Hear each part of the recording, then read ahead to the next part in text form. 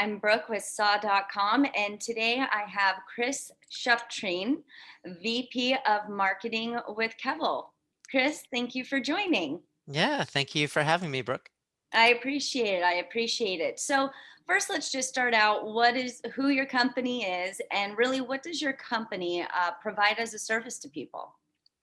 Yeah, so we are Kevel, and the easiest way I like to describe us is that we offer software that makes it easy for brands and apps to build custom, user-friendly, privacy-first ad platforms for monetizing their site and app. So lot of big words, buzzwords there, but basically that means you think of like Facebook. You're scrolling through the feed and love them or hate them, but there's the promoted posts that are within that feed experience. Those are what we call native ads, in that they're ads, but they're not like pop-ups. They don't Right. slow down the page.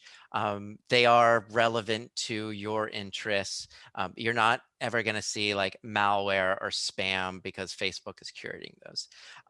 Facebook makes many billions of dollars from that ad platform. And it took them years to build, and they have hundreds of engineers. And what we want to do is like democratize that advertising tech. And our tools, we say, hey, you can build something like Facebook built, but rather than years with 50 engineers, 2 engineers and a couple of weeks, you can build like a minimum viable product that's similar and that you can launch. So we work with a lot of like marketplaces too to do not promoted posts, but if you think of like Amazon sponsored products where you search for hat and the first 3 things are hat, sponsored by those hat makers. And that's actually driving those ads as part of their wider ad platform is driving 10% of their GMV right now. So they're making a substantial amount of money from their ad platform. And we talk to retail, we talk to marketplaces, and we say, hey, see the success that Amazon has with their ad products? Like, what about building that? You can do it easily with our infrastructure tools. Oh wow, that's wonderful, wonderful. And it just so and it's in a sense, it's also just going to be able to allow companies to really be able to have ads also in different areas where they're just not having to focus on the company to be able, like Amazon or Facebook, having the ads that they have to have. It's also going to allow them to be where they more want on specific marketplaces. Is that kind of correct? Um, I think for them, it's all about monetizing their own properties and working with their vendors, Okay. so that the ads are going to appear on like properties they own. So it also really helps, like if you take a marketplaces for a standpoint, it helps them have closer relationships with their like vendors and there's listers. Like we work with a niche marketplace called Cherish, for instance. They use us to have their listers sponsor their like chairs, their antique furniture on their site. And they've said that their sellers love it Oh, because cool. it gives them more control. If something's not selling well, they can pay a little bit more to have it promoted. So it just gives these brands more control over the user experience on the site, on their site or app. Oh, that's perfect. Well, and what were kind of the factors or that you guys wanted to portray to your potential customers with regards to your brand identity online? Yeah. So we're an interesting product in that we appeal, and our selling prop is both to the revenue like exec side and to the technical side. So by that I mean like creating an ad platform is effectively a revenue idea. It's a generating opportunity. So that's going to stem from the people who are want to growing the company. And that could be head of product, head of revenue, et cetera, or obviously the CEO. But then the actual implementation of the products is through APIs, through tech software. Like we're very much a back end infrastructure tool. So you can't just like drop us into your sites and suddenly it works through a tag. But that's also the selling points. By being more of a backend tool, there's a lot more security benefits you get. It's also faster, and you can create these like truly native ad placements. Um, but because of that, like, so the actual like use there is the engineers and the product managers is we have to do a good job being able to talk to both sets of customers. So it's important to us that we look professional and know our engineer and technical, have good engineering and technical chops, while also speaking the language of a revenue side. So when we think of our brand and how we want to come across, a lot of that is, look, we want to look smart and technical, and we have very robust like API developers docs, and we want to build those out. We keep growing that. But we also really work on telling the revenue story and being like advisors and consultants and saying, hey, here's ideas you can do. This is ideas for getting there. So it's kind of like doing that fine balance where we're not going 100% technical and like Right. only saying Python, Python, Python, but also like figuring out how do we appeal to both is our challenge and the opportunity. Wonderful. And so, when did your company really first conceptualize this brand? Because, from my understanding, before, um, when it was first founded, I believe the company was under a different name. It was Adworks, Close. So it's Adzerc. Um, Adzerc. but That's the what reason I the apologize. reason I do laugh is we are in Durham, North Carolina, and in the Raleigh Durham area, there's another company called AdWorks. So there is an AdWorks and an Adzerc. No more Adzerc. So as a background of that, we were founded in 2010 by our CEO James Avery. At that time, we were more of a traditional ad tech platform. Um, we were focused more on like better native ads, but we weren't like the story where you hook into us. We're a back end solution for showing like truly native ads. And when um, when we were, he came up with the name Adzerc was the original name. And as time went on, we realized that this wasn't the best name suited for us. As our company evolved, as we pivoted to being more of an API solution, we realized that, what we enable, a lot of people don't even consider ads. These like what Amazon has, like these promoted listings, or Facebook with these promoted posts, they don't always use the word ad. And it didn't really make sense for us to like act like we were still in that space by putting that name forward, because if you say you're a company with the word ad in front of it, everyone's going to think you're like a middleman ad network, which means you got advertisers, you got publishers. You're like, I'll bring you advertisers, or I'll bring you supply, and we're not in that. We're totally a tech tool just for publishers. So we actually rebranded in December, so not that long ago. Oh, So we were adzerc.com. We picked up a round of funding led by Fulcrum Equity, and we announced that in December with the funding. And we just came to the recognition that if we were going to announce this raise, uh, we were going to do it with the name we wanted to move forward with. So it really put us in a spot where we were like, well, is Adzerc that name? right. And we came to the realization that no, we didn't think it was, and that led to a 4-month process before we rebranded. But at the time, Kevel.com was not available, so we went with Kevel.co. Understandable. And so you pretty kind of touched on it, but what was the process that you took as a company really to pick the name as well as the domain name? I mean, I know you went into it a little bit, but was you, like you said, the .com was taken, you went with the .co. So what kind of was the process on that as your company really wanted to rebrand, but then also saw that this was taken? Yeah, a great question. So I've been involved with uh, rebrands, like renamings, and I will say it is the hardest part of my professional career is trying to come up with a name.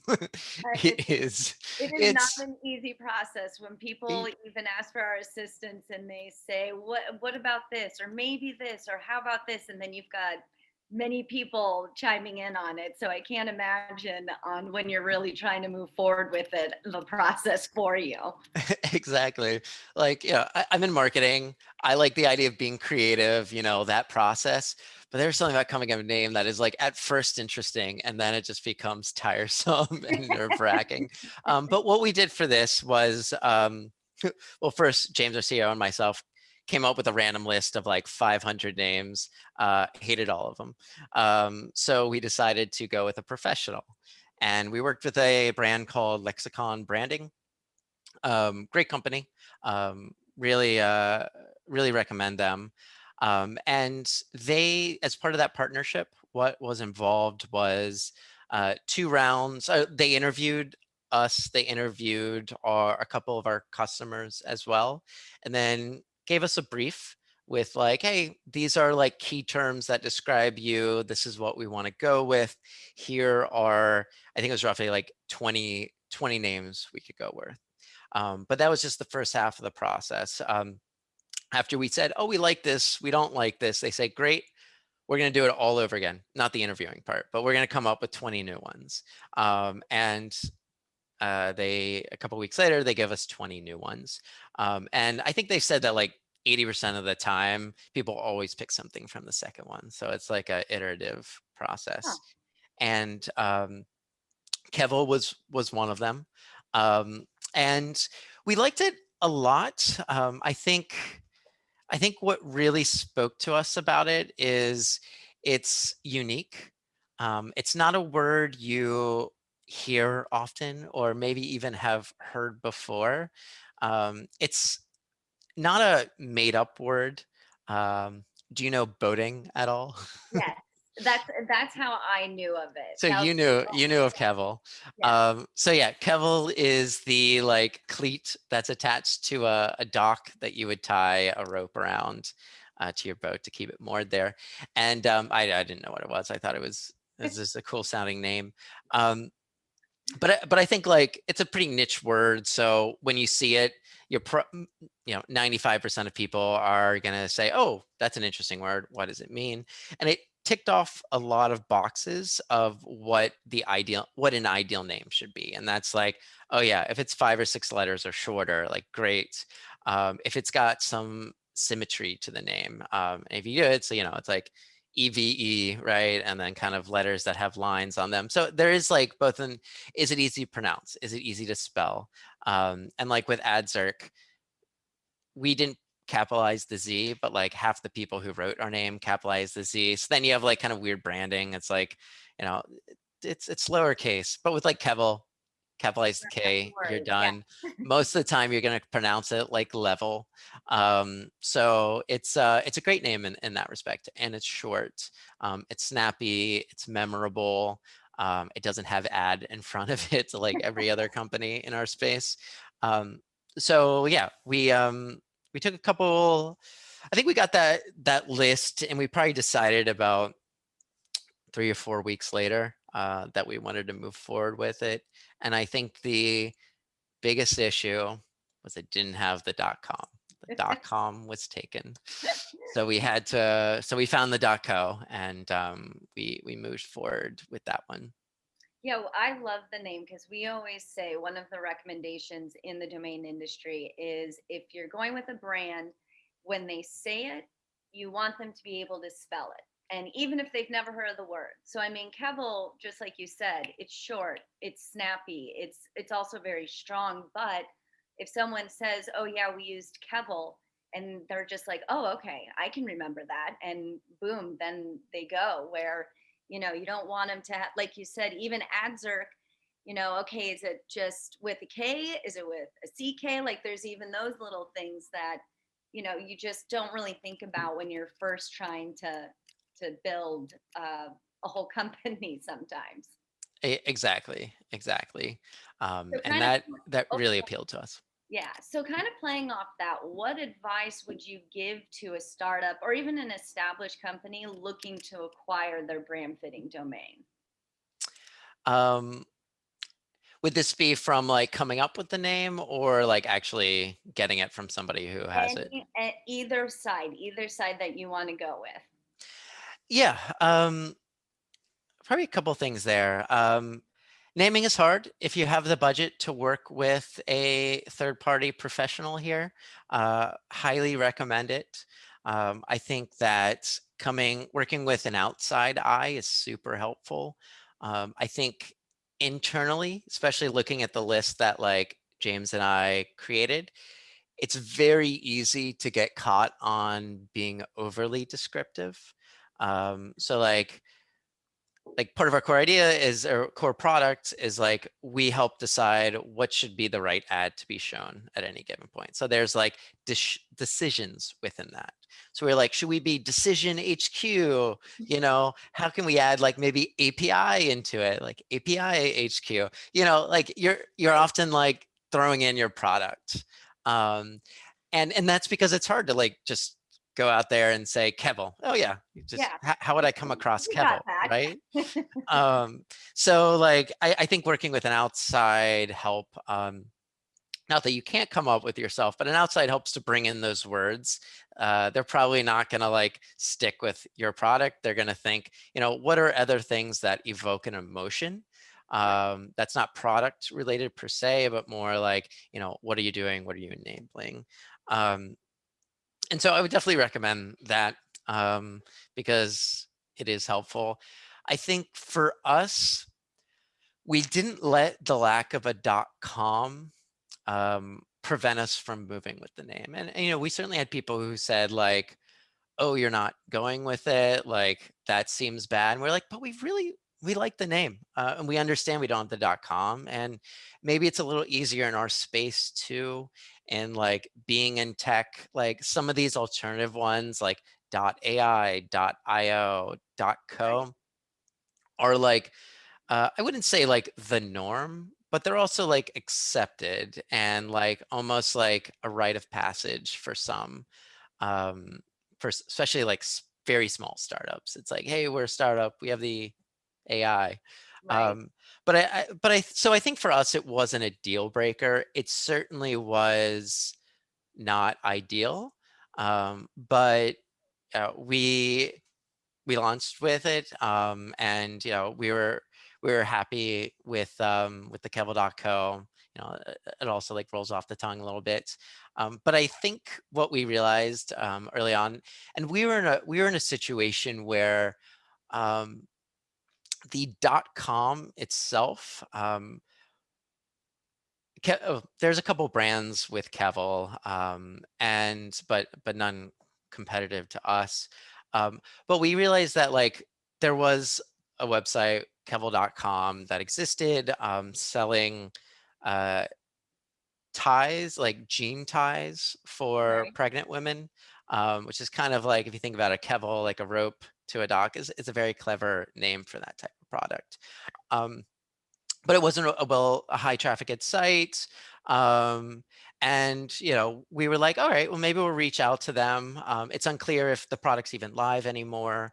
Would love to like understand with them, like, what is your state with the domain? Could we buy it? And I think at that point, and they were nice about it, but I think at that point we could have used professional help.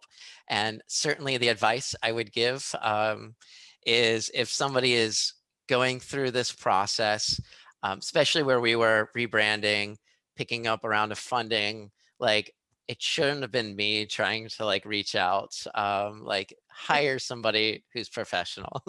I like hiring professionals because they'll do a job that I don't have any skill with. So like, yeah, I think that like is why we then came to you all to say, is there an opportunity here, to maybe work with professionals who can help us acquire this, because we see value in the .com. Like we're not saying we love the fact we don't have it, and if there's an opportunity for us to acquire it relatively cost effectively, then like we wanna pursue it. Right. I'm also what with companies. There's always interesting kind of highlights of things that went one way that everyone thought might have gone another, or around you went through funding. Anything that kind of sticks out with your company that you're like, oh my gosh, yes, this was one of those stories that I have to let people know about because it just is one that we weren't expecting, I guess to say. Just in the company's history type of Yes. thing.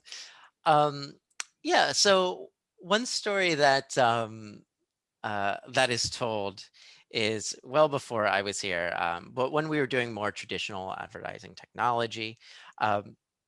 One of our customers at the time was Reddit. We were powering some ads on their site. What interestingly happened was our CEO was randomly in their offices just doing a visit, and they were like, "Hey, we're in a product meeting. Um, do you want to come join and listen in?" And he was like, "Yeah, sure, I'll come in." And in it, they were starting to talk about like difficulties with getting out this like native promoted Reddit post of theirs. And James, our CEO, was like, "Oh yeah, we can do that." And maybe there's a little vaporware in there. Maybe it wasn't fully built yet. But like just stepping in and saying, "Oh, I think we could power that type of ad placement as well." We'd have to use these APIs, would have to be back end. And then he comes back to office and he's like, "Okay, we have to do this." Um, and it's a good thing he was in that meeting No because pressure. that changed the course of our company. We started to build more toward this back end software to allow for user friendly, privacy first, really integrative ad units that we weren't doing before. And fundamentally, I think if he wasn't invited to that interview or that meeting, that we probably would not have be Kevel today. So I think that's one of those random turning points that really helps to cement a company. Oh, that's really interesting. All because you decide you're not in a hurry, you know? If he if he was having to run to that next meeting, it could have changed his whole future. Exactly. So, a final question is, and would you recommend saw.com to other companies to assist in domain acquisitions? 100%. Yeah. Same. I mean, like we tried and failed. So, and you did not fail. So I think that's high praise for sure. But yeah, uh, great to work with. I think the start to finish was like a month, right? It was like very short. So you were fast, and we acquired it, and for the price that we were looking for. So we were very happy. Well, wonderful. It was really, really a pleasure to get to work with you guys. And I appreciate you answering our questions. And I wish Kevel good luck. And we'll be, of course, watching you guys just completely expand and continue being successful. So, Chris, thank you so much for being here. And I hope, I just wish you guys the best. Thank you. And thank you for interviewing us. My pleasure.